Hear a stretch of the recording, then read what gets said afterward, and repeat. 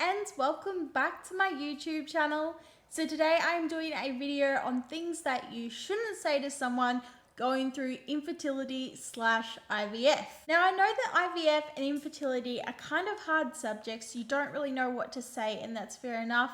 I think I might do a video on things to say to somebody who is going through infertility/IVF. So what I did to make this list was I went on one of the IVF support groups I'm in. I told them that I'm making this YouTube video. So I said, list in the comments below, what are the things that you just wish that people would stop saying? So here is the list. Now, the first one is, oh, how good, you get to skip the making love process. Now my response to that is, it is so fun to spend thousands of dollars that you might not even get a baby, but you're spending thousands of dollars.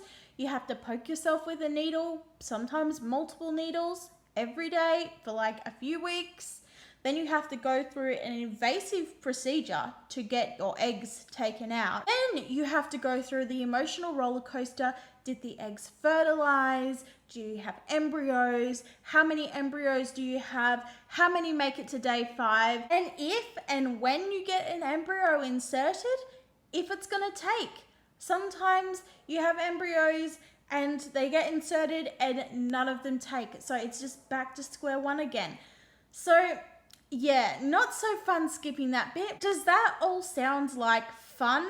No, not to me. I would rather do it the natural way. Okay, so now we are on to the next one. Just relax and take a holiday. Well, that does sound lovely. And I have been on a lot of holidays. Like, you can go and look at my holiday vlogs on this channel. I've been on a lot of holidays. Didn't get pregnant. You know, there were times that I was actually ovulating on my holiday, so I should have got pregnant. No, didn't work. And my holidays have been very relaxing. I enjoy holidays. Someone said that if they had $1 for every time somebody told them to just relax and take a holiday, they would have enough money to pay off all of their holidays. So yes, just because relaxing and going on holiday worked for your grandma's mum's pregnant goldfish, didn't work for me. Now this next one is really, really weird. When people say, oh, don't worry, you can have one of my kids, it's a really awkward situation because you know that it's a joke, but like you don't want to join in with the joke because then you get people, which leads me to the next one, that are afraid that you are going to steal their kid. No, we're not going to come and steal your kid. Kidnappers will come and steal your kids. Infertility doesn't equal kidnappers. So if you're worried that your infertile friend is going to steal your kids, honey, they're not going to steal your kids. You can keep your kids. It's all good. And stop saying that you can have one of my kids, even if it is a joke. Like, it's such an awkward situation. Now the next one is, why don't you just adopt? I get this question so many times.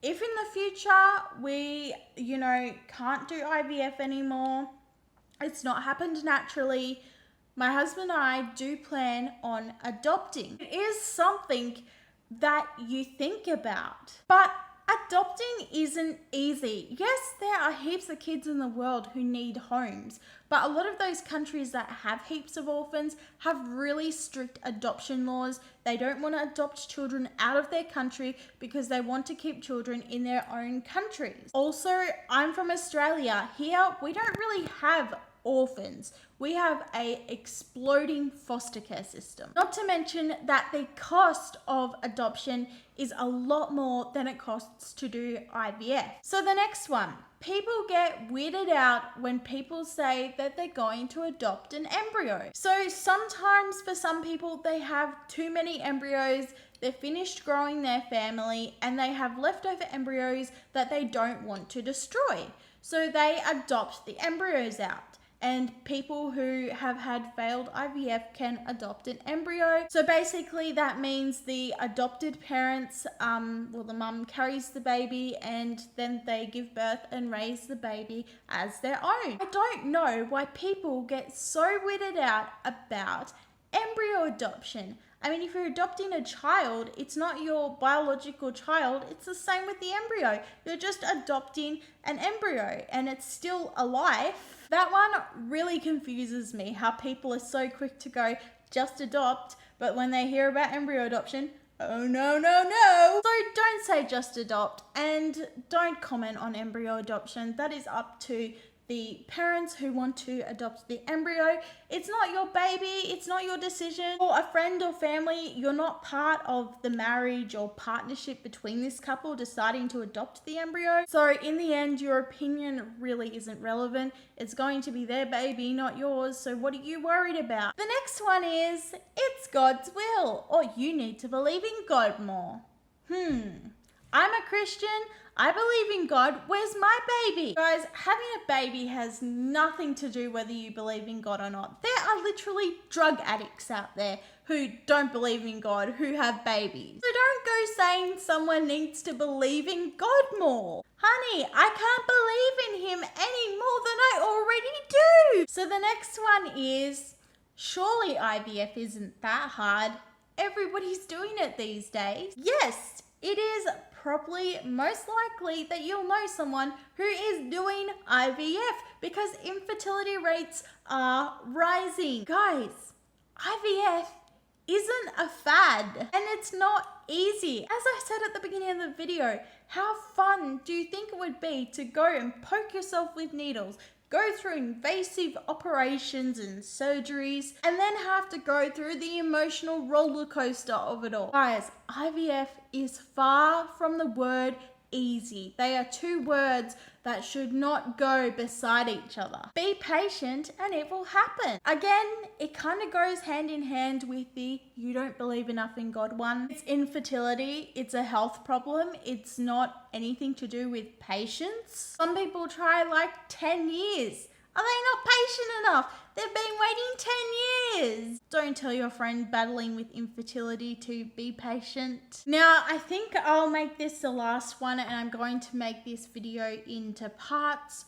So this last one is actually somebody's story. So this lady, she had her first baby at 29 weeks. And to conceive her second baby, she was going through IVF. It didn't work, and a family member of all people said to her, well, you obviously have trouble holding it in. When you've struggled to have a baby, you already feel like your body is failing. You don't need to make your friends and family feel like they're even more of a failure just because they went into labor early. So don't make your friend who has battled with infertility feel even worse about how their body operates. So that is it for the first part of this video. I hope you guys enjoyed watching. Please don't say any of these things to anyone going through infertility. I know sometimes it's hard to know what to say, but I think I'm going to make a video of things that you can say to your infertile friends. Thank you for watching, and I'll see you all in the next video. Bye!